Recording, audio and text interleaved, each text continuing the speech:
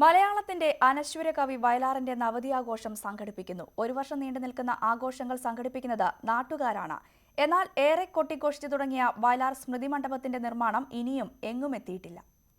അഞ്ജനക്കല്ലുകൾ മിനുക്കിയടുക്കി അഖിലാണ്ട മണ്ഡല ശില്പി പണിഞ്ഞിട്ടും പണി തീരാത്തൊരു പ്രപഞ്ച മന്ദിരനേ മന്ദിരനേ മന്ദിരനേ.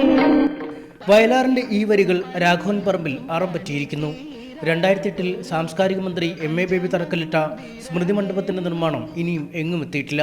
സർക്കാർ സഹായത്തോടെ കെട്ടിട നിർമ്മാണം ഏതാണ്ട് പൂർത്തിയായി. എന്നാൽ മകൻ ശരത്ചന്ദ്രവർമ്മയുടെ വാക്കുകളിൽ പക്ഷികൾക്ക് കാഷ്ടിക്കാനുള്ള ഇടം മാത്രമാണ് ചന്ദ്രകൽപ്പം എന്ന പേരുള്ള ഈ കെട്ടിടം. അവിടെ വരുമ്പോൾ കാണുന്നത് ഒരു വ്യത്യാസം എന്നതിൽ പ്രാവിൻ്റെ കാഷ്ടത്തിൻ്റെ അളവിൻ്റെ വ്യത്യാസമാണ്. കഴിഞ്ഞ വർഷം ഒരു ചെറിയ കൂനാണെങ്കിൽ തണുത്തോടെ വലുതാവും.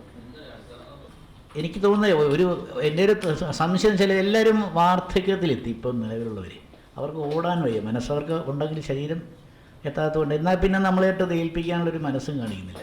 സ്വരമണ്ഡപം, ലൈബ്രറി, മ്യൂസിയം, കമ്മ്യൂണിറ്റി ഹാൾ, വിശ്രമമുറി എന്നിവയായിരുന്നു പദ്ധതിയുടെ മർമ്മഭാഗങ്ങൾ.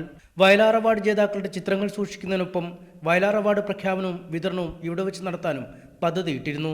വയലാർ ട്രസ്റ്റിന്റെ ആസ്ഥാനം തിരുവനന്തപുരം കേന്ദ്രീകരിച്ചായതാണ് രാഘവൻ പറമ്പിനെ മറക്കാൻ അധികൃതരെ പ്രേരിപ്പിക്കുന്നതെന്ന് നാട്ടുകാർ പറയുന്നു.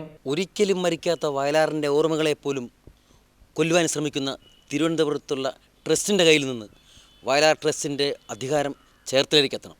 സ്മാരക നിർമ്മാണം പൂർത്തിയാക്കുന്നതിനായി സർക്കാർ 25 ലക്ഷം രൂപ കൂടി അനുവദിച്ചതായി ട്രസ്റ്റ് ഭാരവാഹികൾ വ്യക്തമാക്കുന്നു. പണം കയ്യിലെത്തിയാൽ 3 മാസത്തിനുള്ളിൽ പൂർത്തിയാക്കാം. എന്നാൽ 25 ലക്ഷം കൊണ്ട് എങ്ങുമെത്താനിടയില്ലെന്ന് നാട്ടുകാരും പറയുന്നു.